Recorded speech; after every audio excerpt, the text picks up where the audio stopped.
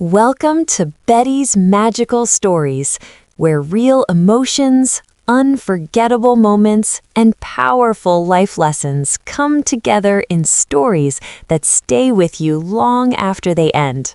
We never imagined that we would be watching her wedding day from our living room, not as guests, not even as distant relatives, but as people who were deliberately shut out.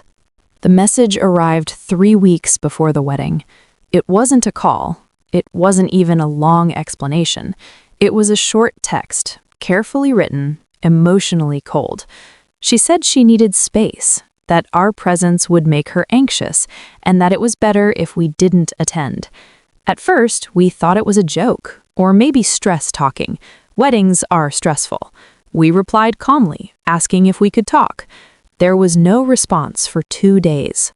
When she finally replied, she repeated the same thing, adding that the decision was final. What we didn't know was that while we were sitting quietly at home, something was already going wrong. According to what we later learned, the tension had been building behind the scenes for weeks. Guests noticed that our daughter looked nervous, not the happy kind of nervous, but distracted, constantly checking her phone. The groom was impatient, snapping at staff, arguing about details that didn't matter. When the ceremony began, there was an empty row at the front where the bride's parents should have been. People whispered. Some assumed we were sick. Others suspected something more serious.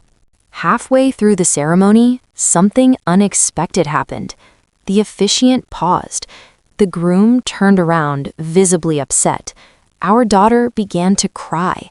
Not quiet tears, but deep, uncontrollable sobs that stopped the entire room. Music cut off. Guests stood up, unsure whether to leave or stay seated. Minutes passed, and no one knew what to do. Then she spoke. She said she couldn't do it. She said she felt like she was making the biggest mistake of her life. She said she had pushed away the people who loved her the most because she thought that's what she was supposed to do. The room went silent. The groom tried to calm her down, but she pulled away.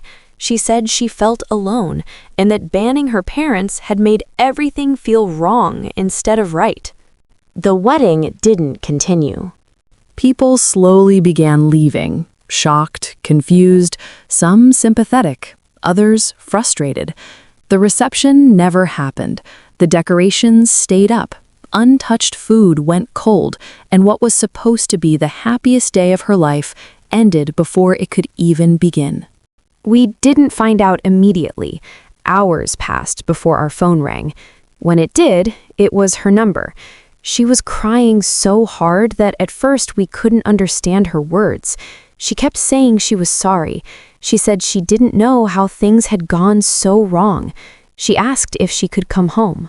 At that moment, every bit of anger, confusion, and heartbreak disappeared. There was no lecture. There was no "we told you so." We told her to come home. That was it. She arrived late that night, still in her wedding dress, makeup smudged, shoes in her hands. She looked small again, like a child who had gotten lost and finally found her way back. We hugged her for a long time. No cameras, no guests, no pressure, just family. Over the next few days, the story spread. Friends, relatives, even strangers had opinions. Some blamed her, some blamed us, some blamed the groom. But inside that house, none of that mattered. What mattered was that a wedding had stopped, but something else had started.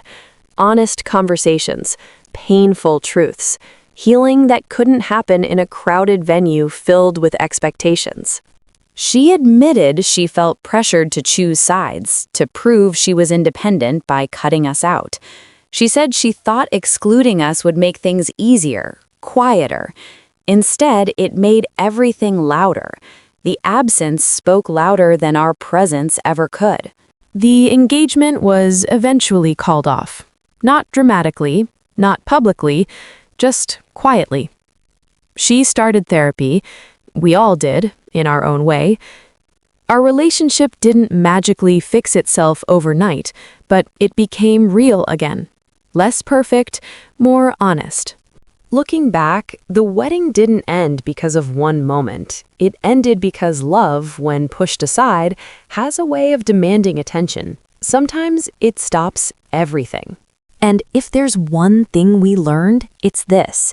You can ban people from a room, from an event, from a ceremony, but you can't erase the bond that made you who you are. When that bond is ignored, even the most carefully planned day can fall apart. That was the day our daughter's wedding ended before it began. And strangely, it was also the day we began finding our way back to each other.